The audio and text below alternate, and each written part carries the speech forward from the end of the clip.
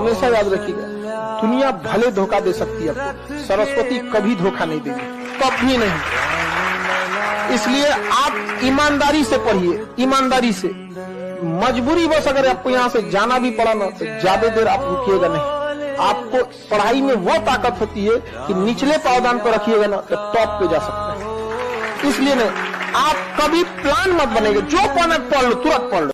तो जीवन में अगर आपके साथ बहुत तकलीफ आ रही है, बहुत खतरनाक स्थिति में फंस गए हैं, तो समझिएगा कि आप बहुत खतरनाक हीरो हैं।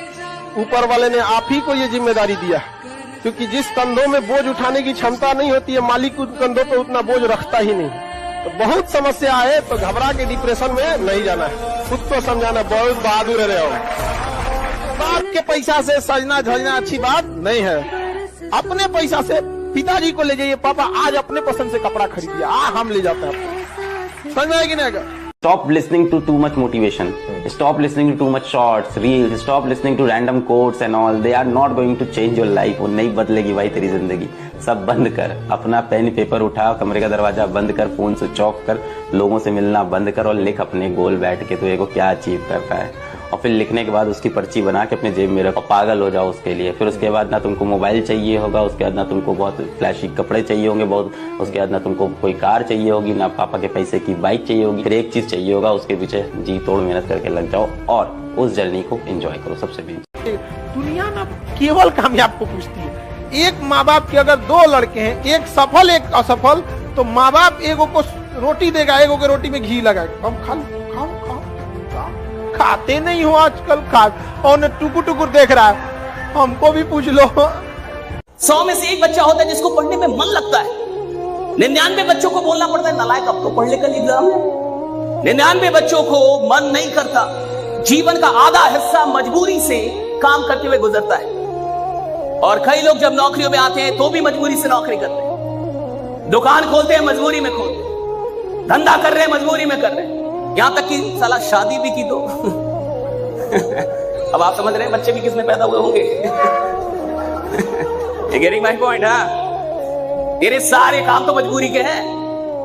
तो धंधा कर रहा है मजबूरी में, काम कर रहा है मजबूरी में, शादी की मजबूरी में, बच्चे पैदा की मजबूरी में, पाल रहा है मजबूरी में, तलाक नहीं दे रहा मजबूरी में। ये कोई क्या बोलेगा? देखो, इतिहास वो नहीं बनाते जो मजबूरी में काम करते हैं, इतिहास वो बनाते जो मोहब्बत में काम करते हैं, जो मोहब्बत में काम करते हैं, तो मोहब्बत में काम करते हैं। निकम्मे लोगों की पहचान बिना मेहनत और काम पैसा ज्यादा चाहते हैं। आप किसी भी बड़े आदमी को, मतलब जो भी बहुत बड़े लेवल पे है, आप उसको देखिएगा बहुत मुश्किल से बहुत ज्यादा वर्क करता है। और जितना मिलेगा सब ना 8 घंटा की जगह सोचेगा 6 घंटा काम करके भागेंगे, बाकी काम चोरी काहे करता है। आज जिसको सब कुछ खो कर भी पाने की तमन्ना है ना, कल एक वक्त आएगा जब मुफ्त में मिलेंगे तो भी आपको मंजूर नहीं होगा। जिस दिन आपको अपने साथ रहना अच्छा लगने लग जाएगा ना, जिस दिन आपको बाहर की खिड़कियां देखने का मन नहीं करेगा, अंदर की खिड़कियां मन करने लगेगा देखने का, उस दिन आप पाएंगे कि ये काम तो बहुत बड़ा सुख है, ये दुख नहीं है, बहुत बड़ा सुख है। बुद्ध को, महावीर को, इन सबको अपने पूरे समाज से दूर भागना पड़ता था एकांत में, ताकि वो खुद को समझ सके, रियलाइज कर सके।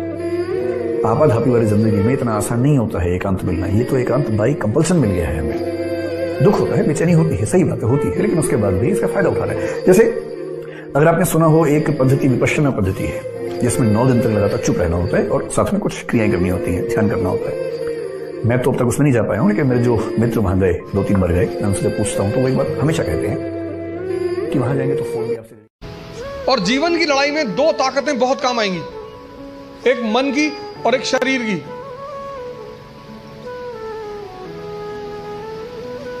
तुम जब भी ऊपर उठोगे तो ये ग्रेविटी तुम्हें नीचे खींचेगी ना, ऐसा समाज की ग्रेविटी है।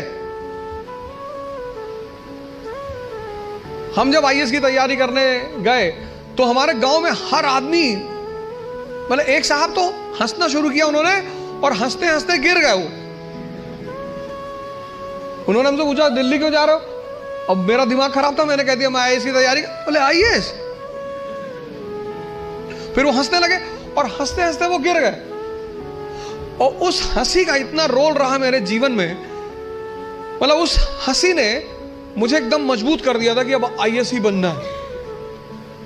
उस दिन मुझे एहसास हुआ कि महाभारत क्यों हुई।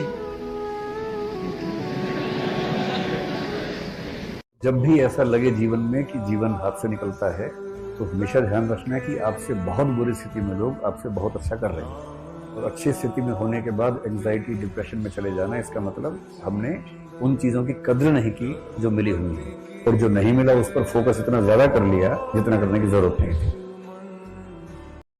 समझ में आ गया कि नहीं? अरे मत पूछो भाई सब, इसीलिए हम आपको कहते हैं